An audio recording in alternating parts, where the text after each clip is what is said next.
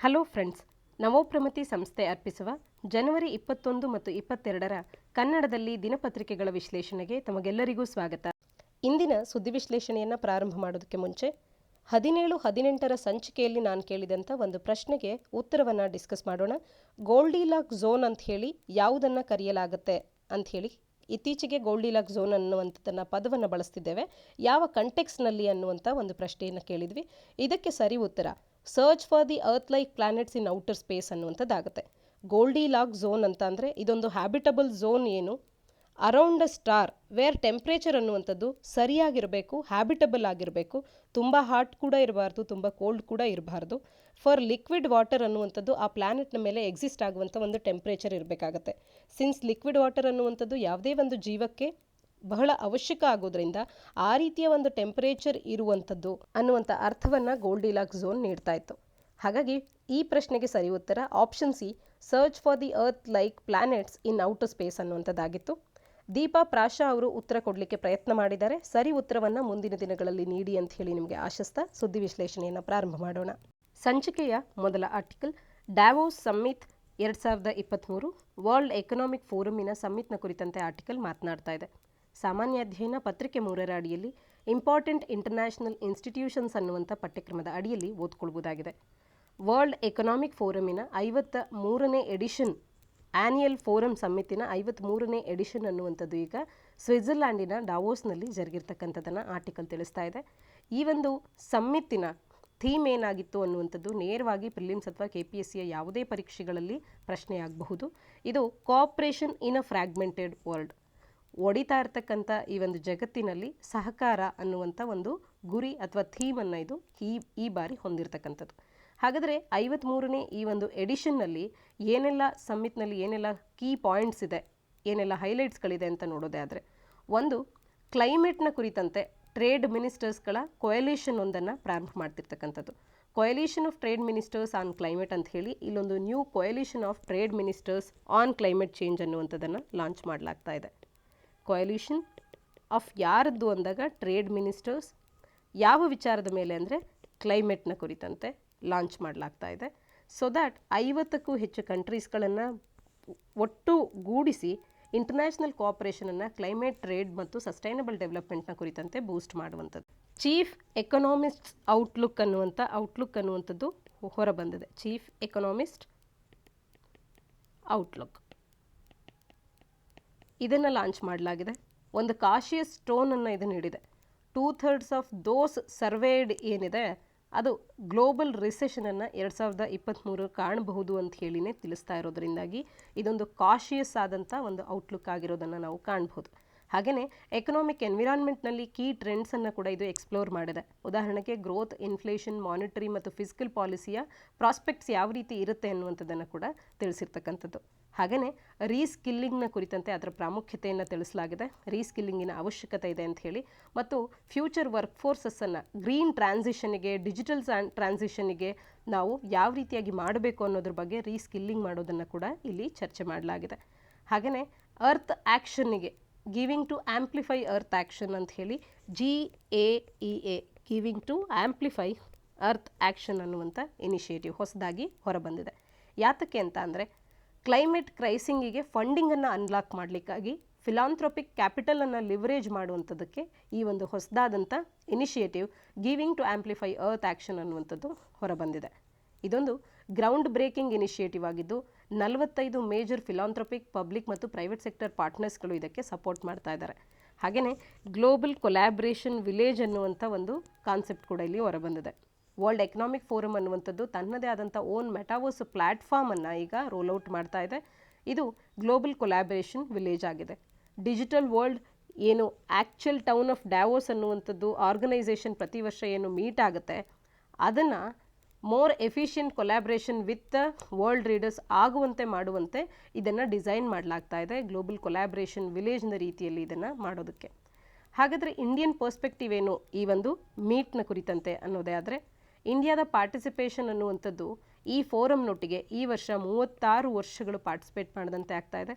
ಈ ಒಂದು ಸಮ್ಮಿಟ್ನಲ್ಲಿ ಭಾರತವನ್ನು ಯೂನಿಯನ್ ಮಿನಿಸ್ಟರ್ಸ್, ಚೀಫ್ ಮಿನಿಸ್ಟರ್ಸ್ ಮತ್ತು ಬಿಸ್ನೆಸ್ ಲೀಡರ್ಸ್ಗಳ ರೆಪ್ರೆಸೆಂಟ್ ಮಾಡಿದಂಥದ್ದು. ಫೋಕಸ್ ಏರಿಯಾ ಏನು ಅಂತ ಅಂದರೆ investment opportunities, infrastructural landscape, inclusive ಮತ್ತು ಸಸ್ಟೈನಬಲ್ ಗ್ರೋತ್ ಸ್ಟೋರಿ ಇವು ಭಾರತದ ಫೋಕಸ್ ಏರಿಯಾ ಆಗಿತ್ತು. ಇಂಡಿಯಾದ ರೆಸಿಲಿಯನ್ಸ್ ಮತ್ತು ಎಕನಾಮಿಕ್ ಟ್ರಾಜೆಕ್ಟರಿಯ ಕುರಿತಂತೆ ಇಲ್ಲಿ ಗಮನ ಹರಿಸಲಾಗಿದೆ. ಇಂಡಿಯಾ ಅಟ್ 100 ಅಂತ ಹೇಳಿ ಭಾರತದ ಸ್ವಾತಂತ್ರ್ಯಕ್ಕೆ 100 ವರ್ಷ ಆಗುವಂಥ ಸಂದರ್ಭದಲ್ಲಿ ಅಂದರೆ 2047ನ ಸಂದರ್ಭದಲ್ಲಿ realising the potential of $26 trillion economy ಅನ್ನುವಂಥ ಒಂದು ಕಾನ್ಸೆಪ್ಟನ್ನು ಕೂಡ ಇಲ್ಲಿ ಲಾಂಚ್ ಮಾಡಲಾಗಿದೆ ಇದರ ಒಂದು ಸೈಡ್ಲೈನ್ಸ್ನಲ್ಲಿ. ಒಟ್ಟಾರೆ ಆರ್ಟಿಕಲ್ನ ಹಿನ್ನೆಲೆಯಲ್ಲಿ ವರ್ಲ್ಡ್ ಎಕನಾಮಿಕ್ ಫೋರಮ್ನ ಬಗ್ಗೆ ಒಂದಷ್ಟು ಮಾಹಿತಿಯನ್ನು ತಿಳ್ಕೊಳ್ಳೋದೇ ಆದರೆ ಇದೊಂದು ಸ್ವಿಟ್ಜರ್ಲ್ಯಾಂಡ್ ಬೇಸ್ಡ್ ಅಥವಾ ಸ್ವಿಸ್ನಲ್ಲಿರ್ತಕ್ಕಂಥ ನಾನ್ ಪ್ರಾಫಿಟ್ ಫೌಂಡೇಶನ್ ಆಗಿದ್ದು 1971ರಲ್ಲಿ ಇದರ ಸ್ಥಾಪನೆಯಾಗಿದೆ. ಜೆನೆವಾದಲ್ಲಿ ಕಾಣಬಹುದು. ಇದನ್ನು ಸ್ವಿಸ್ ಅಥಾರಿಟೀಸ್ಗಳು ರೆಕಗ್ನೈಸ್ ಮಾಡಿದ್ದಾರೆ, international institute for public private cooperation ಅಂತ ಹೇಳಿ. ಇದರ ಫೌಂಡರ್ ಅಂದರೆ ಕ್ಲಾಸ್ ಸ್ಕ್ವಾಬ್ ಅನ್ನುವಂಥವ್ರು.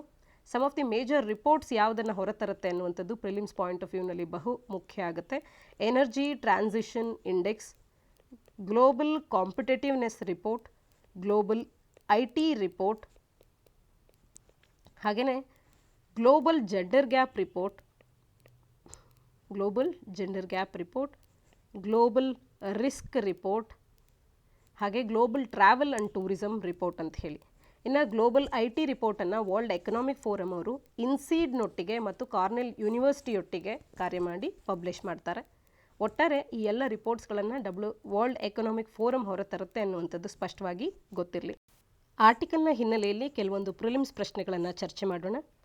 ಈ ಪ್ರಶ್ನೆ 2017ರಲ್ಲಿ ಕೇಳಲಾಗಿದೆ.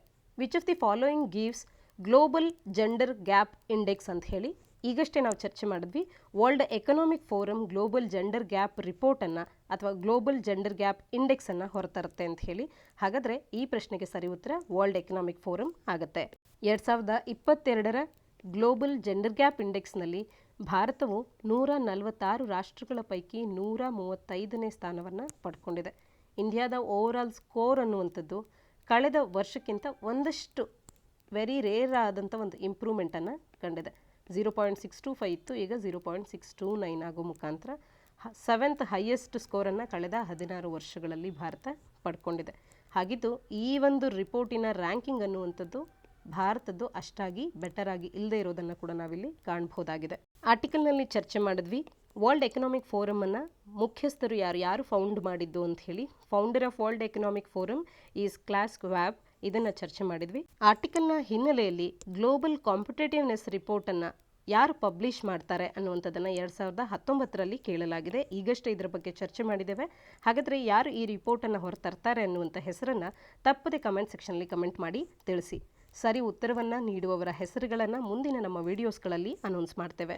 ಮುಂದಿನ article ChatGPT and associated ethical concerns. ಸಾಮಾನ್ಯ ಅಧ್ಯಯನ ಪತ್ರಿಕೆ 3ರ ಅಡಿಯಲ್ಲಿ IT ಆ್ಯಂಡ್ ಕಂಪ್ಯೂಟರ್ಸ್ ಅನ್ನುವಂಥ ಪಠ್ಯಕ್ರಮದ ಅಡಿಯಲ್ಲಿ ಓದ್ಕೊಳ್ಬೋದಾಗುತ್ತೆ. ಓಪನ್ AI ಅನ್ನುವಂಥ ಒಂದು AI research and deployment company ಅನ್ನುವಂಥದ್ದು ತನ್ನ ಒಂದು ಮೋಸ್ಟ್ ರೀಸೆಂಟ್ ಮತ್ತು ಪವರ್ಫುಲ್ ಆದಂಥ AI ಚಾಟ್ ಬಾಟನ್ನು ಓಪನ್ ಮಾಡಿದೆ. ಇದರ ಹೆಸರೇ ChatGPT. ಇದನ್ನು ಯೂಸರ್ಸ್ಗಳಿಗೆ ಈ ChatGPTಯ ಕೇಪಬಿಲಿಟಿಯನ್ನು ಟೆಸ್ಟ್ ಮಾಡಲಿಕ್ಕೆ ಅಂತ ಹೇಳಿ ಈಗ ಓಪನ್ ಮಾಡಿರ್ತಕ್ಕಂಥ ಹಿನ್ನೆಲೆಯಲ್ಲಿ ಏನಿದು ChatGPT ಮತ್ತು ಇದರ ಅಡಿಯಲ್ಲಿ ಇರ್ತಕ್ಕಂಥ ಎಥಿಕಲ್ ಕನ್ಸರ್ನ್ಸ್ ಏನು, ಇದಕ್ಕೆ ಅಸೋಸಿಯೇಟ್ ಆಗಿರ್ತಕ್ಕಂಥ ಕನ್ಸರ್ನ್ಸ್ಗಳ ಬಗ್ಗೆ ತಿಳ್ಕೊಳ್ಳೋಣ.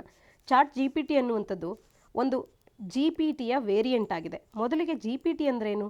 ಜನರೇಟಿವ್ ಪ್ರೀ ಟ್ರೈನ್ಡ್ ಟ್ರಾನ್ಸ್ಫಾರ್ಮರ್ ಅಂತ ಹೇಳಿ. Pre trained transformer, generative pre train transformer ಅನ್ನುವಂಥ GPTಯ ಒಂದು ವೇರಿಯಂಟೇ ಈ ChatGPT ಅನ್ನುವಂಥದ್ದು. ಈ ChatGPT large scale neural network based language model ಆಗಿದ್ದು ಇದನ್ನು ಓಪನ್ AI ಅನ್ನುವಂಥ ಕಂಪನಿ ಡೆವಲಪ್ ಮಾಡಿದೆ. GPT ಮಾಡೆಲ್ಸ್ಗಳು ವ್ಯಾಸ್ಟ್ ಅಮೌಂಟ್ಸ್ ಆಫ್ ಟೆಕ್ಸ್ಟ್ ಡೇಟಾವನ್ನು ಹ್ಯೂಮನ್ ಲೈಕ್ ಟೆಕ್ಸ್ಟನ್ನು ಜನರೇಟ್ ಮಾಡೋದಕ್ಕೆ ಅಂತ ಹೇಳಿ ಅದರ ಆಧಾರದ ಮೇಲೆ ಟ್ರೈನ್ ಆಗಿರ್ತವೆ, ಆ ರೀತಿ ಕಾರ್ಯ ಮಾಡ್ತವೆ. ಇವು ವೈಡ್ ರೇಂಜ್ ಆಫ್ ಟಾಪಿಕ್ಸ್ಗಳಿಗೆ ರೆಸ್ಪಾನ್ಸಸ್ಸನ್ನು ಜನರೇಟ್ ಮಾಡುತ್ತೆ, ಕ್ವೆಶನ್ಸ್ಗಳಿಗೆ ಆನ್ಸರ್ ಮಾಡುವಂಥದ್ದು, ಎಕ್ಸ್ಪ್ಲನೇಷನ್ಸ್ಗಳನ್ನು ಪ್ರೊವೈಡ್ ಮಾಡುವಂಥದ್ದು, ಕಾನ್ವರ್ಸೇಷನ್ಸ್ಗಳಲ್ಲಿ ಎಂಗೇಜ್ ಆಗುವಂಥದ್ದು. ಹಾಗೆಯೇ ತನ್ನ ಮಿಸ್ಟೇಕ್ಸ್ಗಳನ್ನು ಕೂಡ ಅದು ಅಡ್ಮಿಟ್ ಮಾಡಿಕೊಳ್ಳಬಲ್ಲದು, ಫಾಲ್ಸ್ ಪ್ರೆಮಿಸಸ್ಸನ್ನು ಚಾಲೆಂಜ್ ಮಾಡಬಲ್ಲದು ಮತ್ತು ಅನ್ಸೂಟಬಲ್ ರಿಕ್ವೆಸ್ಟ್ಗಳನ್ನು ರೆಫ್ಯೂಸ್ ಕೂಡ ಮಾಡುತ್ತೆ. ChatGPT ಅನ್ನುವಂಥದ್ದು ಫಾಲೋ ಅಪ್ ಕ್ವೆಶನ್ಸ್ಗಳಿಗೂ ಕೂಡ ಆನ್ಸರ್ ಮಾಡುತ್ತೆ. ಚಾಟ್ಬಾಟ್ ಇದು reinforcement learning from human feedback ಅನ್ನುವಂಥದ್ದನ್ನು ಬಳಸಿ ಇದಕ್ಕೆ ಟ್ರೈನಿಂಗನ್ನು ಕೂಡ ನೀಡಲಾಗಿದೆ. ಹಾಗಾದರೆ ಇದಕ್ಕಿರ್ತಕ್ಕಂಥ ಲಿಮಿಟೇಷನ್ಸ್ ಏನು? ChatGPTಗೆ ಇರ್ತಕ್ಕಂಥ ಲಿಮಿಟೇಷನ್ಸ್ ಅಂದರೆ ಈ ಚಾಟ್ಬಾಟ್ ಅನ್ನುವಂಥದ್ದು ಕ್ಲಿಯರ್ ರೇಷಿಯಲ್ ಮತ್ತು ಸೆಕ್ಸಿಸ್ಟ್ ಬಯಾಸಸ್ಗಳನ್ನು ಡಿಸ್ಪ್ಲೇ ಮಾಡ್ತಾ ಇದೆ. ಇದಕ್ಕಿರ್ತಕ್ಕಂಥ ರೆಸ್ಟ್ರಿಕ್ಷನ್ಸ್ ಆಗುತ್ತೆ. ಇದು ಆಲ್ ಎ ಐ ಮಾಡೆಲ್ಸ್ಗಳೊಟ್ಟಿಗೆ ಇರತಕ್ಕಂಥ ಒಂದು ಪ್ರಾಬ್ಲಮ್ ಆಗಿ ಉಳ್ಕೊಳ್ತಾ ಇದೆ. ಈ ಚಾಟ್ ಬಾಟ್ ಗ್ರಾಮ್ಯಾಟಿಕಲಿ ಕರೆಕ್ಟ್ ಆದಂಥ ಆನ್ಸರ್ಸ್ಗಳನ್ನು ನೀಡುತ್ತೆ, ಸರಿಯಾಗಿ ಓದುತ್ತೆ. ಇಲ್ಲಿ ಕೆಲವೊಂದು ಕಂಟೆಕ್ಸ್ಟ್ ಮತ್ತು ಸಬ್ಸ್ಟಾನ್ಸನ್ನು ಇದು ಲ್ಯಾಕ್ ಮಾಡೋದನ್ನುವಂಥದ್ದು ಖಂಡಿತವಾಗ್ಲೂ ನಿಜ. ಚಾಟ್ ಬಾಟ್ ಅನ್ನುವಂಥದ್ದು ಅಕೇಶನಲ್ ಆಗಿ ಇನ್ಅಕ್ಯುರೇಟ್ ಇನ್ಫಾರ್ಮೇಷನನ್ನು ಕೂಡ ಪ್ರೊಡ್ಯೂಸ್ ಮಾಡಬಹುದು ಮತ್ತು ಇದರ ನಾಲೆಡ್ಜ್ ಅನ್ನುವಂಥದ್ದು ಕೇವಲ 2021 ಹಿಂದೆ ನಡೆದಿರ್ತಕ್ಕಂಥ ಗ್ಲೋಬಲ್ ಈವೆಂಟ್ಸ್ಗಳಿಗೆ ಮಾತ್ರ ರಿಸ್ಟ್ರಿಕ್ಟ್ ಆಗಿರುತ್ತೆ. ಚಾಟ್ GPT ಅಸೋಸಿಯೇಟ್ ಆಗಿರ್ತಕ್ಕಂಥ ಎಥಿಕಲ್ ಕನ್ಸರ್ನ್ಸ್ಗಳ ಬಗ್ಗೆ ತಿಳ್ಕೊಳ್ಳೋದೇ ಆದರೆ, ಮ್ಯಾಲಿಷಿಯಸ್ ಮತ್ತು ಡೇಂಜರಸ್ ಆದಂಥ ಕೋಡಿಂಗ್ನ ಕುರಿತಂತೆ ಇಲ್ಲಿ ಒಂದಷ್ಟು ಕನ್ಸರ್ನ್ಸ್ಗಳು ವ್ಯಕ್ತವಾಗ್ತಾ ಇದೆ. ಚಾಟ್ ಬಾಟ್ ಅನ್ನುವಂಥದ್ದು ಒಂದಷ್ಟು ಪೊಟೆನ್ಷಿಯಲನ್ನು ಹೊಂದಿದೆ, ಮಾಲಿಷಿಯಸ್ ಆ್ಯಕ್ಷನ್ಸ್ಗಳನ್ನು ಕೂಡ ಕ್ಯಾರಿಔಟ್ ಮಾಡಬಹುದಾಗಿರುತ್ತೆ. ಈ ರೀತಿ ಕೂಡ ಎಕ್ಸ್ಪೆರಿಮೆಂಟಿಂಗ್ ಆಗಿರ್ಬೋದು ಅನ್ನುವಂಥದ್ದಕ್ಕೆ ಡೇಂಜರಸ್ ಆಗಬಹುದು ಇದು ಅನ್ನುವಂಥದ್ದು ಒಂದು ಕನ್ಸರ್ನ್. ಹಾಗೆ ಫಿಶಿಂಗ್ ಇಮೇಲನ್ನು ಜನ್ರೇಟ್ ಮಾಡುವಂಥ ಒಂದು ವಿಚಾರ ಕೂಡ ಇಲ್ಲಿ ಕನ್ಸರ್ನ್ ಆಗುತ್ತೆ. ಚಾಟ್ GPT ಅನ್ನುವಂಥದ್ದು ಒಂದು ಸೆಟಪ್ ಆಗಿದ್ದು, ರಿಕ್ವೆಸ್ಟ್ಗಳೇನು ಫಿಶಿಂಗ್ ಇಮೇಲ್ಸ್ಗಳು ಅಥವಾ ಮ್ಯಾಲಿಷಿಯಸ್ ಕೋಡನ್ನು ಬರೆಯೋದಕ್ಕೆ ಅಂತ ಹೇಳಿ ರಿಕ್ವೆಸ್ಟ್ ಬಂದಂಥ ಸಂದರ್ಭದಲ್ಲಿ ಅವುಗಳನ್ನು ರಿಜೆಕ್ಟ್ ಮಾಡುತ್ತೆ. ಬಟ್ ಆ್ಯಕ್ಚುಯಲ್ ಸೆಲ್ಸಲ್ಲಿ ಚಾಟ್ GPT ಅನ್ನುವಂಥದ್ದೇ ಒಂದು ಔಟ್ಸ್ಟ್ಯಾಂಡಿಂಗ್ ಫಿಶಿಂಗ್ ಇಮೇಲನ್ನು ಪ್ರೊಡ್ಯೂಸ್ ಮಾಡಬಹುದಾದಂಥ ಕೇಪಬಿಲಿಟಿ ಹೊಂದಿರೋದ್ರಿಂದಾಗಿ ಅದು ಒಂದು ಕನ್ಸರ್ನ್ ಆಗುತ್ತೆ.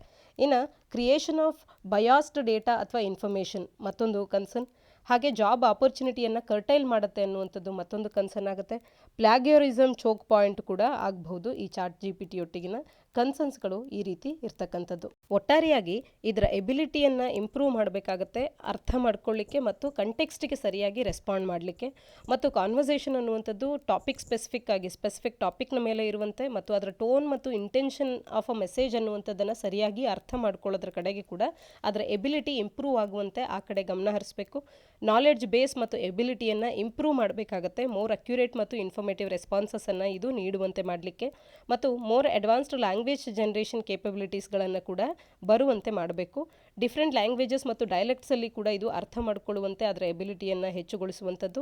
ಮಲ್ಟಿಪಲ್ ಟಾಸ್ಕ್ಗಳನ್ನು ಹ್ಯಾಂಡಲ್ ಮಾಡುವಂತೆ ಮತ್ತು ಮೋರ್ ಕಾಂಪ್ಲೆಕ್ಸ್ ಕಾನ್ವರ್ಸೇಷನ್ಸ್ಗಳಲ್ಲಿ ಎಂಗೇಜ್ ಆಗುವಂತೆ ಮೋರ್ ಅಡ್ವಾನ್ಸ್ಡ್ ಮತ್ತು ಇಂಟರಾಕ್ಟಿವ್ ಕೇಪಬಿಲಿಟೀಸ್ಗಳನ್ನು ಡೆವಲಪ್ ಮಾಡುವಂಥದ್ದು.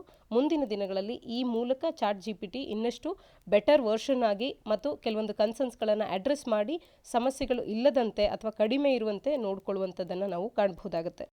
ಮುಂದಿನ ಪ್ರಶ್ನೆ ಆರ್ಟಿಕಲ್ನ ಹಿನ್ನೆಲೆಯಲ್ಲಿ, with the present state of development artificial intelligence can effectively do which of the following ಅಂತ ಹೇಳಿ 2020ರಲ್ಲಿ ಆರ್ಟಿಫಿಷಿಯಲ್ ಇಂಟೆಲಿಜೆನ್ಸ್ ಏನೆಲ್ಲ ಕಾರ್ಯಗಳನ್ನು ಮಾಡಬಹುದು ಅನ್ನುವಂಥದ್ದನ್ನು ಕೇಳಲಾಗಿದೆ ಆವತ್ತಿನ ಪ್ರೆಸೆಂಟ್ ಸ್ಟೇಟ್ ಆಫ್ ಡೆವಲಪ್ಮೆಂಟಿಗೆ ಕುರಿತಂತೆ. ಅಂದಿನ ಅಂದರೆ 2020ರ ಸ್ಟೇಜ್ನಲ್ಲಿದ್ದಂಥ ಪ್ರೆಸೆಂಟ್ ಸ್ಟೇಟ್ ಆಫ್ ಡೆವಲಪ್ಮೆಂಟಿಗೆ ಆರ್ಟಿಫಿಷಿಯಲ್ ಇಂಟೆಲಿಜೆನ್ಸ್ ಅನ್ನುವಂಥದ್ದು ಎಲೆಕ್ಟ್ರಿಸಿಟಿ ಕನ್ಸಂಪ್ಷನನ್ನು ಇಂಡಸ್ಟ್ರಿಯಲ್ ಯೂನಿಟ್ಸಲ್ಲಿ ಕಡಿಮೆ ಮಾಡಬಹುದಾದಂಥ ಒಂದು ಕೇಪಬಿಲಿಟಿಯನ್ನು ಹೊಂದಿತ್ತು. ಡಿಸೀಸ್ ಡಯಾಗ್ನೋಸಿಸ್ಗೆ ಹೆಲ್ಪ್ಫುಲ್ ಆಗ್ತಾ ಇತ್ತು. ಟೆಕ್ಸ್ಟ್ ಟು ಸ್ಪೀಚ್ ಕನ್ವರ್ಷನನ್ನು ಮಾಡೋದಕ್ಕೆ ಎಲಿಜಿಬಲ್ ಆಗಿತ್ತು. ಆದರೆ ವೈರ್ಲೆಸ್ ಟ್ರಾನ್ಸ್ಮಿಷನ್ ಆಫ್ ಎಲೆಕ್ಟ್ರಿಕಲ್ ಎನರ್ಜಿಯನ್ನು AI ಮಾಡ್ತಾ ಇರಲಿಲ್ಲ. ಹಾಗೆಯೇ ಮೀನಿಂಗ್ಫುಲ್ ಶಾರ್ಟ್ ಸ್ಟೋರೀಸ್ ಆ್ಯಂಡ್ ಸಾಂಗ್ಸ್ಗಳನ್ನು ಕ್ರಿಯೇಟ್ ಮಾಡುವಂಥ ಕಾರ್ಯ ಕೂಡ AI ಕಡೆಯಿಂದ ಆಗ್ತಾ ಇರಲಿಲ್ಲ. ಆದರೆ ಇನ್ನುಳಿದಂಥ 1, 3 ಆ್ಯಂಡ್ 4 ಈ 3 ಆಪ್ಷನ್ಸ್ಗಳನ್ನು ಮಾಡೋದಕ್ಕೆ ಸಾಧ್ಯ ಆಗ್ತಿತ್ತು. 2020ರ ಅವಧಿಯಲ್ಲಿ ಇದ್ದಂಥ ಆ ಒಂದು AIನ ಪ್ರಗತಿಯ ಒಂದು ಲೆವೆಲ್ ಆ ರೀತಿ ಇತ್ತು. ಹಾಗಾಗಿ ಆಪ್ಷನ್ ಬಿ ಸರಿಯಾದ ಉತ್ತರ ಆಗುತ್ತೆ. ಮುಂದಿನ article regulating promotions on social media ಅಂತ ಹೇಳಿ ಸಾಮಾನ್ಯ ಅಧ್ಯಯನ ಪತ್ರಿಕೆ 2ರ ಅಡಿಯಲ್ಲಿ ಗೌರ್ಮೆಂಟ್ ಪಾಲಿಸೀಸ್ ಆ್ಯಂಡ್ ಇಂಟರ್ವೆನ್ಷನ್ಸ್, ಪತ್ರಿಕೆ 3ರ ಅಡಿಯಲ್ಲಿ scientific innovations and discoveries IT and computers ಅನ್ನುವಂಥ ಪಠ್ಯಕ್ರಮದ ಅಡಿಯಲ್ಲಿ ಓದ್ಕೊಳ್ಬೋದಾಗುತ್ತೆ. ಕೇಂದ್ರ ಸರ್ಕಾರವು ಒಂದು ಎಂಡೋಸ್ಮೆಂಟನ್ನು ರಿಲೀಸ್ ಮಾಡಿದೆ, ಎಂಡೋಸ್ಮೆಂಟ್ ಗೈಡ್ಲೈನ್ಸ್ಗಳನ್ನು ರಿಲೀಸ್ ಮಾಡಿದೆ. ಯಾರಿಗೆ ಅಂದರೆ ಸೆಲೆಬ್ರಿಟೀಸ್ ಆ್ಯಂಡ್ ಸೋಷಿಯಲ್ ಮೀಡಿಯಾ ಇನ್ಫ್ಲೂಯೆನ್ಸರ್ಸ್ಗಳಿಗೆ. ಯಾವ ವಿಚಾರದ ಬಗ್ಗೆ? ಅವರು ಪ್ರಮೋಟ್ ಮಾಡುವಂಥ ಪ್ರಾಡಕ್ಟ್ಸ್ಗಳೇನಿರುತ್ತೆ ಆ ಪ್ರಾಡಕ್ಟ್ಸನ್ನು ಪ್ರಮೋಟ್ ಮಾಡೋದ್ರಿಂದ ಅಥವಾ ಬ್ರ್ಯಾಂಡ್ಸ್ಗಳನ್ನು ಪ್ರಮೋಟ್ ಮಾಡೋದ್ರಿಂದ ಸೋಷಿಯಲ್ ಮೀಡಿಯಾ ಪ್ಲ್ಯಾಟ್ಫಾರ್ಮ್ಸ್ಗಳಲ್ಲಿ ಬ್ರ್ಯಾಂಡ್ಸ್ಗಳನ್ನು ಪ್ರಮೋಟ್ ಮಾಡೋದ್ರಿಂದ ಅವರಿಗೆ ಬರುವಂಥ ಮೆಟೀರಿಯಲ್ ಬೆನಿಫಿಟ್ಸ್ಗಳು ಅಥವಾ ಮಾನಿಟರಿ ಬೆನಿಫಿಟ್ಸ್ ಏನಿದೆ, ಮಾನಿಟರಿ ಆರ್ ಮೆಟೀರಿಯಲ್ ಬೆನಿಫಿಟ್ಸ್ಗಳನ್ನು ಕಂಪಲ್ಸರಿಯಾಗಿ ಡಿಸ್ಕ್ಲೋಸ್ ಮಾಡಬೇಕು ಅನ್ನುವಂಥ ಒಂದು ಗೈಡ್ಲೈನ್ಸನ್ನು ಈಗ ಕೇಂದ್ರ ಸರ್ಕಾರ ತಂದಿದೆ. ಹಾಗಾದರೆ ಹೊಸ ಗೈಡ್ಲೈನ್ಸ್ನಲ್ಲಿರ್ತಕ್ಕಂಥ ಕೆಲವೊಂದು ಅಂಶಗಳನ್ನು ಕ್ಲಿಯರ್ ಆಗಿ ಡೀಟೇಲ್ ಆಗಿ ತಿಳ್ಕೊಳ್ಳೋದೇ ಆದರೆ, ಪ್ರಾಮಿನೆಂಟ್ ಆಗಿ ಮತ್ತು ಕ್ಲಿಯರ್ ಆಗಿ ಎಂಡೋಸ್ಮೆಂಟ್ನ ಮೇಲೆ ಅಡ್ವರ್ಟೈಸ್ಮೆಂಟ್ ಅಂತ ಹೇಳಿ ಸ್ಪಾನ್ಸರ್ಡ್ ಅಥವಾ ಪೇಯ್ಡ್ ಪ್ರಮೋಷನ್ ಅಂತ ಹೇಳಿ ಅವ್ರು ತಿಳಿಸಲೇಬೇಕಾಗುತ್ತೆ. ಇನ್ಫ್ಲೂಯೆನ್ಸರ್ಸ್ಗಳಾಗಿರ್ಬೋದು, ಸೆಲೆಬ್ಸ್ಗಳಾಗಿರ್ಬೋದು, ಅವರಿಗೆ ಏನು ಲಾಭ ಇದೆ ಅದನ್ನು ತಿಳಿಸ್ಬೇಕಾಗತ್ತೆ. ಇದರಿಂದಾಗಿ ಇಂಡಿವಿಜುವಲ್ಸ್ಗಳಿಗೆ ವೈಯಕ್ತಿಕವಾಗಿ ಅವರ ನಿರ್ಧಾರಗಳನ್ನು ತಗೊಳ್ಳೋದ್ರಲ್ಲಿ ಯಾವುದೇ ಮಿಸ್ಲೀಡ್ ಆಗದೇ ಇರಲಿ ಅಂತ ಹೇಳಿ, ಅನ್ಫೇರ್ ಟ್ರೇಡಿಂಗ್ ಪ್ರಾಕ್ಟೀಸಸ್ ಆಗದೇ ಇರಲಿ ಅಂತ ಹೇಳಿ ಕನ್ಸ್ಯೂಮರ್ ಪ್ರೊಟೆಕ್ಷನ್ ಆ್ಯಕ್ಟ್ 2019 ಅಡಿಯಲ್ಲಿ ಈ ರೀತಿಯ ಒಂದು ಗೈಡ್ಲೈನ್ಸ್ಗಳು ಅವರಿಗೆ ಹೆಲ್ಪ್ಫುಲ್ ಆಗುತ್ತೆ. ಹಾಗೆಯೇ ಪೆನಾಲ್ಟಿ, ಕನ್ಸ್ಯೂಮರ್ ಪ್ರೊಟೆಕ್ಷನ್ ಆ್ಯಕ್ಟ್ 2019 ಅಡಿಯಲ್ಲಿರ್ತಕ್ಕಂಥ ಪೆನಾಲ್ಟಿಗಳೇನಿದೆ ಅದು ಯಾವುದೇ ರೀತಿಯಾದಂಥ ವೈಲೇಷನ್ಸ್ಗಳಾದಂಥ ಸಂದರ್ಭದಲ್ಲಿ ಆ ಪೆನಾಲ್ಟೀಸ್ಗಳು ಇಲ್ಲಿ ಅಪ್ಲಿಕಬಲ್ ಆಗುತ್ತೆ ಅಂತ ಕೂಡ ತಿಳಿಸ್ತಾ ಇದ್ದಾರೆ.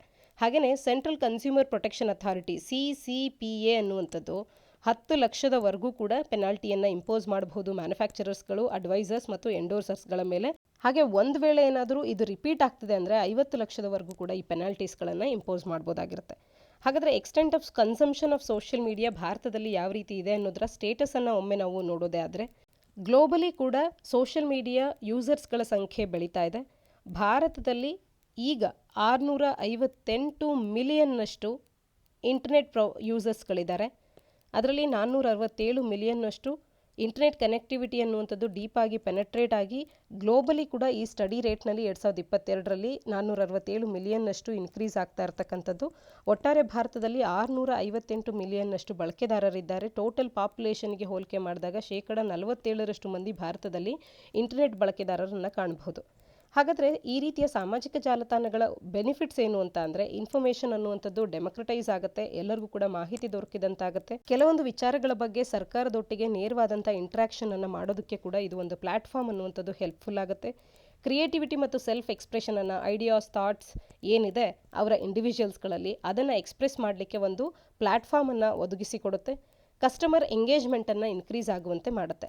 ಹಾಗಾದರೆ ಸಾಮಾಜಿಕ ಜಾಲತಾಣಗಳೊಟ್ಟಿಗೆ ಅಸೋಸಿಯೇಟ್ ಆಗಿರ್ತಕ್ಕಂಥ ಚಾಲೆಂಜಸ್ ಏನು ಅಂತ ಅಂದರೆ, ಮಿಸ್ಲೀಡಿಂಗ್ ಆದಂಥ ಅಡ್ವರ್ಟೈಸ್ಮೆಂಟ್ಸ್ಗಳನ್ನು ಕೊಡುವಂಥದ್ದು, ಸೈಬರ್ ಬುಲ್ಲಿಯಿಂಗ್ ಮತ್ತು ಹ್ಯಾರಾಸ್ಮೆಂಟ್ ಆಗಿರ್ಬೋದು, ಪ್ರೈವಸಿ ಕನ್ಸರ್ನ್ಸ್ ಆಗಿರ್ಬೋದು, ರೆಗ್ಯುಲೇಷನ್ ಮತ್ತು ಪೋಲರೈಸೇಷನಿನ ಕೊರತೆ ಇಲ್ಲಿ ಕೆಲವೊಂದು ಸಮಸ್ಯೆಗಳಾಗಿ ಕಾಣಿಸ್ತಾ ಇದೆ. ಹಾಗಾಗಿ ಒಟ್ಟಾರೆಯಾಗಿ ನಮ್ಮ ಸಾಮಾಜಿಕ ಜಾಲತಾಣಗಳನ್ನು ಸರಿಯಾದ ರೀತಿಯಲ್ಲಿ ಬಳಸ್ಕೊಳ್ಬೇಕು. ಆಗ ಅದರ ಬೆನಿಫಿಟ್ಸ್ಗಳನ್ನು ನಾವು ಪ್ರಿವೈಲ್ ಮಾಡ್ಕೊಳ್ಳೋಕ್ಕೆ ಸಾಧ್ಯ ಆಗುತ್ತೆ. ಸೋಷಿಯಲ್ ಅವೇರ್ನೆಸ್ಸನ್ನು ಮೂಡಿಸಬೇಕಾಗತ್ತೆ. ಡಿಜಿಟಲ್ ಆಗಿ ಲಿಟ್ರಸಿಯನ್ನು ಹೆಚ್ಚುಗೊಳಿಸಬೇಕಾಗತ್ತೆ. ಈ ರೀತಿ ಯಾವುದೇ ರೀತಿಯಾದಂಥ ರಾಂಗ್ ಎಂಡೋಸ್ಮೆಂಟ್ಸ್ಗಳಿಂದ ಮಿಸ್ಲೀಡ್ ಆಗದಂತೆ ಗ್ರಾಹಕರ ಒಂದು ರೈಟ್ಸ್ಗಳನ್ನು ನಾವು ಉಳಿಸಬೇಕಾಗತ್ತೆ. ಅದಕ್ಕೆ ಹೆಲ್ಪ್ಫುಲ್ ಆಗುವಂಥ ಒಂದು ಗೈಡ್ಲೈನ್ಸ್ ಈಗ ಬರ್ತಿರ್ತಕ್ಕಂಥ ಈ ಒಂದು ಗೈಡ್ಲೈನ್ಸ್ ಆಗಿರ್ತಕ್ಕಂಥದ್ದು. ಮುಂದಿನ ಆರ್ಟಿಕಲ್ ಪ್ಯಾನ್ ಟ್ರಾನ್ಸ್ಕ್ರಿಪ್ಟೋಮ್, ಸಾಮಾನ್ಯ ಅಧ್ಯಯನ ಪತ್ರಿಕೆ 3ರ ಅಡಿಯಲ್ಲಿ ಬಯೋಟೆಕ್ನಾಲಜಿ ಅಡಿಯಲ್ಲಿ ಓದ್ಕೊಳ್ಬೋದಾಗುತ್ತೆ. Researchers at the university of California ಸ್ಯಾಂಟಾಕ್ರೂಸ್ನಲ್ಲಿರ್ತಕ್ಕಂಥ ಯೂನಿವರ್ಸಿಟಿಯ ರಿಸರ್ಚರ್ಸ್ಗಳು ಟ್ರಾನ್ಸ್ಕ್ರಿಪ್ಟೋಮ್ನ ಕುರಿತಂತೆ ಮತ್ತು ಪ್ಯಾನ್ ಜೀನೋಮನ್ನು ಈ ಎರಡನ್ನು ಕೂಡ ಕಂಬೈನ್ ಮಾಡುವಂಥ ಪ್ಯಾನ್ ಟ್ರಾನ್ಸ್ಕ್ರಿಪ್ಟೋಮ್ನ ಪ್ರಪೋಸ್ ಮಾಡಿದ್ದಾರೆ. ಸದ್ಯಕ್ಕೆ ಟ್ರಾನ್ಸ್ಕ್ರಿಪ್ಟೋಮನ್ನು ಮ್ಯಾಪ್ ಮಾಡೋದ್ರ ಮುಖಾಂತರವಾಗಿ ರಿಸರ್ಚರ್ಸ್ಗಳು ಇಂಡಿವಿಜುವಲ್ ಜೀನ್ ಎಕ್ಸ್ಪ್ರೆಷನನ್ನು ಬೆಟರ್ ಆಗಿ ಅರ್ಥ ಮಾಡ್ಕೊಳ್ಳೋದಕ್ಕೆ ಪ್ರಯತ್ನ ಮಾಡ್ತಾ ಇದ್ದಾರೆ. ಹಾಗಾದರೆ ಏನಿದು ಟ್ರಾನ್ಸ್ಕ್ರಿಪ್ಟೋಮ್ ಅಂದರೆ, ಇದು ಕಂಪ್ಲೀಟ್ ಸೆಟ್ ಆಫ್ RNA ಮಾಲಿಕ್ಯೂಲ್ಸ್ಗಳನ್ನು ಟ್ರಾನ್ಸ್ಕ್ರಿಪ್ಟೋಮ್ ಅಂತ ಹೇಳಿ ಕರಿಬಹುದು. ಪ್ಲಸ್ ಪ್ಯಾನ್ ಜೀನೋಮ್, ಇದನ್ನು ಮಾಡೋದ್ರಿಂದಾಗಿ ಪ್ಯಾನ್ ಟ್ರಾನ್ಸ್ಕ್ರಿಪ್ಟೋಮನ್ನು ಅಚೀವ್ ಮಾಡುವಂಥದ್ದು. ಇದರಿಂದಾಗಿ ಜೀನ್ ಎಕ್ಸ್ಪ್ರೆಷನ್ ಇಂಡಿವಿಜುವಲ್ಸ್ಗಳದನ್ನು ಬೆಟರ್ ಆಗಿ ಅರ್ಥ ಮಾಡ್ಕೊಳ್ಬಹುದಾಗುತ್ತೆ. ಪ್ಯಾನ್ ಟ್ರಾನ್ಸ್ಕ್ರಿಪ್ಟೋಮ್ ಅನ್ನುವಂಥದ್ದು ಜೆನೆಟಿಕ್ ಮೆಟೀರಿಯಲನ್ನು ಕೋಹರ್ಟ್ ಆಫ್ ಡೈವರ್ಸ್ ಇಂಡಿವಿಜುವಲ್ಸ್ಗಳಿಂದ ಇದು ಒಳಗೊಂಡಿರುತ್ತೆ. ಜಸ್ಟ್ ಅ ಸಿಂಗಲ್ ಲೀನಿಯರ್ ಸ್ಟ್ರ್ಯಾಂಡ್ನ ಬದಲಾಗಿ ಎಲ್ಲರ ಅಂದರೆ ಕೋಹರ್ಟ್ ಆಫ್ ಡೈವರ್ಸ್ ಇಂಡಿವಿಜುವಲ್ಸ್ಗಳ ಜೆನೆಟಿಕ್ ಮೆಟೀರಿಯಲನ್ನು ಇದು ಒಳಗೊಂಡಿರುತ್ತೆ. ಪ್ಯಾನ್ ಟ್ರಾನ್ಸ್ಕ್ರಿಪ್ಟೋಮ್ ಅನ್ನುವಂಥದ್ದು ಪ್ಯಾನ್ ಜೀನೋಮಿಕ್ಸ್ ಅನ್ನುವಂಥ ಒಂದು ಎಮರ್ಜಿಂಗ್ ಕಾನ್ಸೆಪ್ಟ್ನ ಮೇಲೆ ಇದು ಡೆವಲಪ್ ಆಗ್ತಾ ಇರ್ತಕ್ಕಂಥದ್ದು. ಪ್ಯಾನ್ ಟ್ರಾನ್ಸ್ಕ್ರಿಪ್ಟೋಮ್ ಅನ್ನುವಂಥದ್ದು ಟ್ರಾನ್ಸ್ಕ್ರಿಪ್ಟೋಮ್ ಮತ್ತು ಪ್ಯಾನ್ ಜೀನೋಮಿನ ಒಂದು ಕಾಂಬಿನೇಷನ್ ಆಗಿದೆ ಅನ್ನುವಂಥದ್ದು ಗೊತ್ತಿರಲಿ. ಟ್ರಾನ್ಸ್ಕ್ರಿಪ್ಟೋಮ್ ಒಂದು ಕಂಪ್ಲೀಟ್ ಸೆಟ್ ಆಫ್ RNA ಮಾಲಿಕ್ಯೂಲ್ಸ್ಗಳಾಗಿದ್ದು, in a cell or tissue including mRNA, rRNA ಅಥವಾ tRNA ಇವೆಲ್ಲವುದ್ರಗಳ ಮತ್ತು ನಾನ್ ಕೋಡಿಂಗ್ RNA ಇವೆಲ್ಲವುಗಳಿಂದ ಜೆನೆಟಿಕ್ ಮೆಟೀರಿಯಲ್ ಆಫ್ ಎನ್ ಆರ್ಗ್ಯಾನಿಸಮ್ನಿಂದ ಪ್ರೊಡ್ಯೂಸ್ ಆಗುವಂಥ ಈ ಎಲ್ಲ 6 ರೀತಿಯ RNAಸ್ಗಳ ಕಂಪ್ಲೀಟ್ ಸೆಟ್ಟನ್ನು ನಾವು ಟ್ರಾನ್ಸ್ಕ್ರಿಪ್ಟೋಮ್ ಅಂತ ಹೇಳಿ ಕರಿಬಹುದು. ಇದು ಒಂದು ಜೀನೋಮಿನ ಕಾಂಪ್ಲಿಮೆಂಟ್ ಆಗಿರುತ್ತೆ. Entire set of genetic material an organism ಏನಿರುತ್ತೆ ಅದನ್ನು ನಾವಿಲ್ಲಿ ಕಾಣಬಹುದಾಗುತ್ತೆ. ಪ್ಯಾನ್ ಜೀನೋಮ್ ಅಂತ ಅಂದರೆ ಇಲ್ಲಿ ಜೆನೆಟಿಕ್ ಮೆಟೀರಿಯಲ್ಗೆ ರೆಫರೆನ್ಸನ್ನು ಡೈವರ್ಸ್ ಗ್ರೂಪ್ ಆಫ್ ಇಂಡಿವಿಜುವಲ್ಸ್ಗಳಿಂದ ಜೆನೆಟಿಕ್ ಮೆಟೀರಿಯಲನ್ನು ಇಲ್ಲಿ ಪಡ್ಕೊಳ್ಳುವಂಥದ್ದು ಇಂಡಿವಿಜುವಲ್ ಸಿಂಗಲ್ ಲೀನಿಯರ್ ಸ್ಟ್ರ್ಯಾಂಡ್ನ ಬದಲಾಗಿ. ಈ ಒಂದು ಪ್ಯಾನ್ ಜೀನೋಮ್ ಅನ್ನುವಂಥದ್ದು ಇಂಡಿವಿಜುವಲ್ಸ್ ಜೀನೋಮನ್ನು ಮತ್ತೊಂದು genetically diverse cohort of reference ಸೀಕ್ವೆನ್ಸ್ನೊಟ್ಟಿಗೆ ಆಲ್ ಅಟ್ ಒನ್ಸ್ ಕಂಪೇರ್ ಮಾಡಲಿಕ್ಕೆ ಹೆಲ್ಪ್ಫುಲ್ ಆಗುತ್ತೆ. ಇಂಡಿವಿಜುವಲ್ಸ್ ಏನು ಆ ಡೈವರ್ಸಿಟಿ ಆಫ್ ಬಯೋಗ್ರಫಿಕ್ ಆನ್ಸಿಸ್ಟ್ರಿಯನ್ನು ರೆಪ್ರೆಸೆಂಟ್ ಮಾಡ್ತಾರೆ, ಇವರೆಲ್ಲರೊಟ್ಟಿಗೆ ಒಂದೇ ಬಾರಿಗೆ ಇದನ್ನು ಕಂಪೇರ್ ಮಾಡಲಿಕ್ಕೆ ಹೆಲ್ಪ್ಫುಲ್ ಆಗುತ್ತೆ ಪ್ಯಾನ್ ಟ್ರಾನ್ಸ್ಕ್ರಿಪ್ಟೋಮ್ನಿಂದ. ಇದರಿಂದ ಏನು ಉಪಯೋಗ ಅಂತ ಅಂದರೆ ಹೊಸ ಜೀನ್ಸ್ಗಳನ್ನು ಡಿಸ್ಕವರಿ ಮಾಡಬಹುದು, ಜೀನ್ ಎಕ್ಸ್ಪ್ರೆಷನ್ಸ್ಗಳನ್ನು ರೆಗ್ಯುಲೇಟ್ ಮಾಡುವಂಥದ್ದು, ಜೆನೆಟಿಕ್ ಡೈವರ್ಸಿಟಿಯನ್ನು ಕ್ಯಾರೆಕ್ಟರೈಸ್ ಮಾಡುವಂಥ ಕಾರ್ಯಗಳನ್ನು ಮಾಡ್ಬೋದಾಗುತ್ತೆ. ಹಾಗಾದರೆ RNA ಮ್ಯಾಪಿಂಗ್ ಅಂದರೆ ಏನು ಅಂತ ಅಂದರೆ RNA ಮ್ಯಾಪಿಂಗ್ ಅನ್ನುವಂಥದ್ದು ಒಂದು ಟೆಕ್ನಾಲಜಿ ಆಗಿದ್ದು, ಇದನ್ನು map the location of RNA molecules identify ಮಾಡೋದಕ್ಕೆ ಮತ್ತು RNA ಮಾಲಿಕ್ಯೂಲ್ಸ್ಗಳನ್ನು ನಮ್ಮ ಸೆಲ್ ಅಥವಾ ಟಿಶ್ಯೂನಲ್ಲಿರ್ತಕ್ಕಂಥ RNA ಮಾಲಿಕ್ಯೂಲ್ಸ್ಗಳನ್ನು ಐಡೆಂಟಿಫೈ ಮಾಡಿ ಮ್ಯಾಪ್ ಮಾಡೋದಕ್ಕೆ, ಅದರ ಲೊಕೇಶನನ್ನು ಮ್ಯಾಪ್ ಮಾಡಲಿಕ್ಕೆ ಬಳಸುವಂಥ ಟೆಕ್ನಿಕ್ಕೆ RNA ಮ್ಯಾಪಿಂಗ್ ಅನ್ನುವಂಥದ್ದು. ಇದನ್ನು ಎಕ್ಸ್ಪ್ರೆಷನ್ ಮತ್ತು localisation of different types of RNAಯನ್ನು ಅಧ್ಯಯನ ಮಾಡಲಿಕ್ಕೆ ಅಂತ ಹೇಳಿ RNA ಮ್ಯಾಪಿಂಗನ್ನು ಮಾಡಲಾಗುತ್ತೆ. ಡಿಫ್ರೆಂಟ್ ಟೈಪ್ಸ್ ಅಂದಾಕ್ಷಣ ನೆನಪಾಗಬೇಕು, mRNA, ribosomal rRNA, transfer RNA, tRNA ಇವೆಲ್ಲವೂ ಕೂಡ ಅದರಲ್ಲಿ ಬರುವಂಥವಾಗ್ತವೆ. RNA ಮ್ಯಾಪಿಂಗ್ನಲ್ಲೂ ಕೂಡ ಕೆಲವೊಂದು ಮೆಥಡ್ಸ್ಗಳಿದೆ. ಇನ್ಸಿಟು ಹೈಬ್ರಿಡೈಸೇಷನ್, RNA ಸೀಕ್ವೆನ್ಸಿಂಗ್ ಅನ್ನುವಂಥದ್ದು, ಹೀಗೆ ವಿಧವಾದಂಥ ನಾವು RNA ಮ್ಯಾಪಿಂಗ್ಸ್ಗಳನ್ನು ಕಾಣ್ಬೋದು. RNA ಮ್ಯಾಪಿಂಗಿನ ಉಪಯೋಗ ಏನು ಅಂತ ಅಂದರೆ ಜೀನ್ ಎಕ್ಸ್ಪ್ರೆಷನ್ ಪ್ಯಾಟ್ರನ್ಸ್ಗಳನ್ನು ಅಧ್ಯಯನ ಮಾಡುವಂಥದ್ದು, ಐಡೆಂಟಿಫೈ ನಾವೆಲ್ ಟ್ರಾನ್ಸ್ಕ್ರಿಪ್ಟ್ಸ್ ಹಾಗೆ ಜೆನೆಟಿಕ್ ವೇರಿಯೇಷನ್ಸ್ಗಳನ್ನು ಕೂಡ ಇದು ಡಿಟೆಕ್ಟ್ ಮಾಡುತ್ತೆ. ಈ RNA ಮ್ಯಾಪಿಂಗ್ ಅಂದ್ರೇನು ಅಥವಾ ಇದರ ಬೆನಿಫಿಟ್ಸ್ ಏನು ಅನ್ನುವಂಥದ್ದಾಗಿರ್ಬೋದು, ಟ್ರಾನ್ಸ್ಕ್ರಿಪ್ಟೋಮ್ ಅಂದ್ರೇನು, ಪ್ಯಾನ್ ಟ್ರಾನ್ಸ್ಕ್ರಿಪ್ಟೋಮ್ ಅಂದ್ರೇನು, ಇವುಗಳ ಬೆನಿಫಿಟ್ಸ್ ಏನು, ಇದರ ಕುರಿತಂತೆ ನೇರವಾಗಿ ಪ್ರಿಲಿಮ್ಸ್ನಲ್ಲಿ ಪ್ರಶ್ನೆಗಳನ್ನು ಕೇಳಬಹುದಾಗಿರುತ್ತೆ. ಈ ಮಾಹಿತಿ ನಮಗೆ ತಿಳಿದಿರಬೇಕಾಗತ್ತೆ. ಮುಂದಿನ ಆರ್ಟಿಕಲ್ ಇಂಡಿಯನ್ ಸ್ಟಾರ್ ಟಾರ್ಟಾಯ್ಸ್, ಸಾಮಾನ್ಯ ಅಧ್ಯಯನ ಪತ್ರಿಕೆ 3ರ ಅಡಿಯಲ್ಲಿ ಕನ್ಸರ್ವೇಷನ್ ಹಾಗೆ ಪ್ರಿಲಿಮ್ಸ್ ಪಾಯಿಂಟ್ ಆಫ್ ವ್ಯೂನಲ್ಲಿ ಕೂಡ ಓದ್ಕೊಳ್ಬೋದಾಗುತ್ತೆ. ಇಂಡಿಯನ್ ಸ್ಟಾರ್ ಟಾರ್ಟಾಯ್ಸ್ ಅನ್ನುವಂಥ ಸ್ಪೀಸೀಸ್ನ ಬಗ್ಗೆ ಮಾತನಾಡೋಣ. ಇದರ ಸೈಂಟಿಫಿಕ್ ನೇಮ್ ಏನು ಅಂತ ಅಂದರೆ ಗಿಯೋಚೀಲೋನ್ ಎಲಿಗ್ಯಾನ್ಸ್ ಅಂತ ಹೇಳಿ ಇದರ ವೈಜ್ಞಾನಿಕ ಹೆಸರು ಕೂಡ ಇರತಕ್ಕಂಥದ್ದು.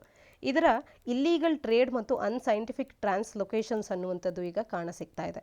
ಇದು ಈ ಒಂದು ಸ್ಪೀಸೀಸಿನ ಜೆನೆಟಿಕ್ ಡೈವರ್ಸಿಟಿ ಮತ್ತು ಹ್ಯಾಬಿಟ್ಯಾಟ್ ಲಾಸಿಗೆ ಕಾರಣ ಆಗ್ತಾ ಇದೆ. Genetic diversity and habitat loss ಆಗಲಿಕ್ಕೆ ಕಾರಣ ಏನು ಅಂತ ಅಂದರೆ ಮುಖ್ಯವಾಗಿ ಅನ್ಸೈಂಟಿಫಿಕ್ ಆದಂಥ ಟ್ರಾನ್ಸ್ಲೊಕೇಶನ್ಸ್ಗಳು, ಅಂದರೆ ಒಂದು ಕಡೆಯಿಂದ ಮತ್ತೊಂದು ಕಡೆಗೆ ಅವೈಜ್ಞಾನಿಕವಾದಂಥ ಪದ್ಧತಿ ಅಡಿಯಲ್ಲಿ ಟ್ರಾನ್ಸ್ಲೊಕೇಟ್ ಮಾಡ್ತಾ ಇರ್ತಕ್ಕಂಥದ್ದು ಮತ್ತು ಇಲ್ಲೀಗಲ್ ಟ್ರೇಡ್ ಅನ್ನುವಂಥದ್ದು ಕಾರಣಗಳಾಗ್ತಾ ಇದೆ. ಇದನ್ನು ನಾವು ಕಳ್ಕೊಳ್ತಿರೋದಕ್ಕೆ ರಿಸರ್ಚ್ ಅನ್ನುವಂಥದ್ದು ಪ್ರಾಪರ್ ಕನ್ಸರ್ವೇಷನ್ ಸ್ಟ್ರಾಟಜಿಯನ್ನು ನಾವು ತರಬೇಕು ಅಂತ ಹೇಳಿ ಕಾಲ್ ಫಾರ್ ಮಾಡ್ತಾ ಇದೆ. ಫ್ರಾಗ್ಮೆಂಟೆಡ್ ಡಿಸ್ಟ್ರಿಬ್ಯೂಷನನ್ನು ಕಂಬ್ಯಾಟ್ ಮಾಡಲಿಕ್ಕೆ ಮತ್ತು ಇಂಟೆನ್ಸಿವ್ ಆಗಿ genetic screening of the species ಅನ್ನುವಂಥದ್ದು ನಡಿಬೇಕು, ಸೈಂಟಿಫಿಕ್ ಬ್ರೀಡಿಂಗನ್ನು ಇಂಪ್ಲಿಮೆಂಟ್ ಮಾಡಬೇಕು ಅನ್ನೋದ್ರ ಬಗ್ಗೆ ಈ ಒಂದು ಸ್ಪೀಸೀಸ್ನ ಕಡೆ ಗಮನ ಹರಿಸಲಾಗ್ತಾ ಇದೆ. ಹಾಗಾದರೆ ಇಂಡಿಯನ್ ಸ್ಟಾರ್ ಟಾರ್ಟಾಯ್ಸ್ನ ಬಗ್ಗೆ ಕೆಲವೊಂದು ಫ್ಯಾಕ್ಟ್ಸ್ಗಳನ್ನು ತಿಳ್ಕೊಳ್ಳೋದೇ ಆದರೆ ಇದು ಅಕ್ರಾಸ್ ಇಂಡಿಯನ್ ಸಬ್ ಕಾಂಟಿನೆಂಟ್ ಕಾಣಸಿಗುವಂಥ ಒಂದು ಸ್ಪೀಸೀಸ್ ಆಗಿದ್ದು central southern parts of India ಮತ್ತು ವೆಸ್ಟ್ ಪಾಕಿಸ್ತಾನ್ ಹಾಗೂ ಶ್ರೀಲಂಕಾದಲ್ಲಿ ಹೆಚ್ಚಿನದಾಗಿ ಕಾಣಸಿಗುತ್ತೆ. ಟಿಪಿಕಲಿ ಡ್ರೈ ಓಪನ್ ಹ್ಯಾಬಿಟ್ಯಾಟ್ಸ್ಗಳಲ್ಲಿ, ಸ್ಕ್ರಬ್ ಫಾರೆಸ್ಟ್ಗಳಲ್ಲಿ, ಗ್ರಾಸ್ಲ್ಯಾಂಡ್ನಲ್ಲಿ, ರಾಕಿ ಔಟ್ ಕ್ರಾಪಿಂಗ್ಸ್ಗಳಲ್ಲಿ ಹೆಚ್ಚಿನದಾಗಿ ಕಾಣುತ್ತೆ. ಇದರ ಒಂದು ಚಾಲೆಂಜಸ್ ಏನಿದೆ ಅಂತ ಅಂದರೆ ಥ್ರೆಟ್ಸ್ ಏನಿದೆ ಅಂತ ಅಂದರೆ ಟ್ವಿನ್ ಚಾಲೆಂಜಸ್ಗಳನ್ನು ಫೇಸ್ ಮಾಡ್ತಾ ಇದೆ. ಒಂದು ಹ್ಯಾಬಿಟ್ಯಾಟ್ ಲಾಸ್ ಆಗ್ತಾ ಇದೆ, ಇನ್ನೊಂದು ಜೆನೆಟಿಕ್ ಡೈವರ್ಸಿಟಿ ಅನ್ನುವಂಥದ್ದು ಲಾಸ್ ಆಗ್ತಾ ಇದೆ. ಅರ್ಬನೈಸೇಷನ್ ಹೆಚ್ಚಾಗ್ತಾ ಇದೆ, ಅಗ್ರಿಕಲ್ಚರ್ ಪ್ರಾಕ್ಟೀಸಸ್ಗಳು ಹೆಚ್ಚಾಗ್ತಾ ಇದೆ, ಸಬ್ಸಿಕ್ವೆಂಟ್ ಆದಂಥ ಹೈಬ್ರಿಡೈಸೇಷನ್ ಅನ್ನುವಂಥದ್ದು ಈ ಸ್ಪೀಸೀಸ್ಗಳಲ್ಲಿ ಆಗ್ತಾ ಇರೋದ್ರಿಂದ ಜೆನೆಟಿಕ್ ಡೈವರ್ಸಿಟಿ ಕೂಡ ಹೆಚ್ಚಾಗ್ತಾ ಇದೆ. ವೈಲ್ಡ್ ಲೈಫ್ ಕ್ಲೈಮೇಟ್ ಕಂಟ್ರೋಲ್ ಬ್ಯೂರೋದ ಪ್ರಕಾರ 90% ಸ್ಟಾರ್ ಟಾರ್ಟಾಯ್ಸಿನ ಟ್ರೇಡ್ ಅನ್ನುವಂಥದ್ದು ಅಂತಾರಾಷ್ಟ್ರೀಯ ಮಾರುಕಟ್ಟೆಯ ಪೆಟ್ ಮಾರ್ಕೆಟಿನ ಭಾಗವಾಗಿ ನಡೀತಾ ಇದೆ. 90% of the trade off star tortoise ಅನ್ನುವಂಥದ್ದು ಅಂತಾರಾಷ್ಟ್ರೀಯ ಪೆಟ್ ಮಾರ್ಕೆಟಿನ ಭಾಗವಾಗಿ ನಡೀತಾ ಇರ್ತಕ್ಕಂಥದ್ದು. ಇದರ ಪ್ರೊಟೆಕ್ಷನ್ ಸ್ಟೇಟಸ್ ಇದರದ್ದೇ ಅಂತಲ್ಲ, ಯಾವುದೋ ಒಂದು ಸ್ಪೀಸೀಸ್ ಬಗ್ಗೆ ನಾವು ಚರ್ಚೆ ಮಾಡ್ತಿದ್ರೆ ಆ ಸ್ಪೀಸೀಸಿನ ಪ್ರೊಟೆಕ್ಷನ್ ಸ್ಟೇಟಸ್ ಯಾವ ರೀತಿ ಇದೆ ಅನ್ನುವಂಥದ್ದು ಸ್ಪಷ್ಟವಾಗಿ ತಿಳ್ಕೊಳ್ಬೇಕು. ಪ್ರಿಲಿಮ್ಸ್ನಲ್ಲಿ ನೇರವಾಗಿ ಕೇಳಬಹುದಾಗಿರುತ್ತೆ. IUCN ರೆಡ್ ಲಿಸ್ಟ್ನಲ್ಲಿ ಇದು ವಲ್ನರಬಲ್ ಅನ್ನುವಂಥ ಸ್ಥಾನವನ್ನು ಪಡ್ಕೊಂಡಿದೆ. ಹಾಗೆ wild life protection act WPA 1972ನ ಅಡಿಯಲ್ಲಿ ಶೆಡ್ಯೂಲ್ 5ನ ಅಡಿಯಲ್ಲಿ ಇದನ್ನು ನಾವು ಕಾಣಬಹುದಾಗುತ್ತೆ. ಹಾಗೆಯೇ ಶೆಡ್ಯೂಲ್ 5 ಅಂದ ತಕ್ಷಣ ಈ ಲಿಸ್ಟ್ ಅನ್ನುವಂಥದ್ದು ಎಂಡೇಂಜರ್ಡ್ ಅಲ್ಲದ ಸ್ಪೀಸೀಸ್ಗಳಿಗಾಗಿ ಮೀಸಲಿಟ್ಟಿರ್ತಕ್ಕಂಥದ್ದು. ಇದರಲ್ಲಿ ಪ್ರೊಟೆಕ್ಟೆಡ್ ಸ್ಪೀಸೀಸ್ ಇರುತ್ತೆ, but the penalty for any violation ಅನ್ನುವಂಥದ್ದು ಶೆಡ್ಯೂಲ್ 1 ಆ್ಯಂಡ್ 2ಗಿಂತ ಕಡಿಮೆ ಇರುತ್ತೆ ಅನ್ನುವಂಥದ್ದು ಗೊತ್ತಿರಲಿ. ಇನ್ನು ಸೈಟ್ಸ್ನ ಅಡಿಯಲ್ಲಿ ಅಪೆಂಡಿಕ್ಸ್ 1ನ ಅಡಿಯಲ್ಲಿ ಇದನ್ನು ನಾವು ಕಾಣಬಹುದಾಗುತ್ತೆ. ಸೈಟ್ಸ್ನಲ್ಲಿ IUCN ರೆಡ್ ಲಿಸ್ಟ್ನಲ್ಲಿ ಮತ್ತು WPAನಲ್ಲಿ ಯಾವ ರೀತಿಯಾದಂಥ ಕನ್ಸರ್ವೇಷನ್ ಸ್ಟೇಟಸನ್ನು ಯಾವುದೋ ಒಂದು ಸುದ್ದಿಯಲ್ಲಿರ್ತಕ್ಕಂಥ ಸ್ಪೀಸೀಸ್ ಹೊಂದಿದೆ ಅನ್ನುವಂಥದ್ದು ತಿಳ್ಕೊಳ್ಬೇಕಾದಂಥ ಬಹುಮುಖ್ಯವಾದಂಥ ಅಂಶ. ಪ್ರಿಲಿಮ್ಸ್ನಲ್ಲಿ ನೇರವಾಗಿ ಇದರ ಬಗ್ಗೆ ಪ್ರಶ್ನೆಯನ್ನು ಕೇಳಲಾಗುತ್ತೆ. ಇದಿಷ್ಟು ಸಂಚಿಕೆಯ ಸುದ್ದಿ ವಿಶ್ಲೇಷಣೆಯಾಗಿದೆ. ಮುಂದಿನ ಸಂಚಿಕೆಯೊಂದಿಗೆ ಮತ್ತೆ ಸಿಗೋಣ. ಧನ್ಯವಾದ.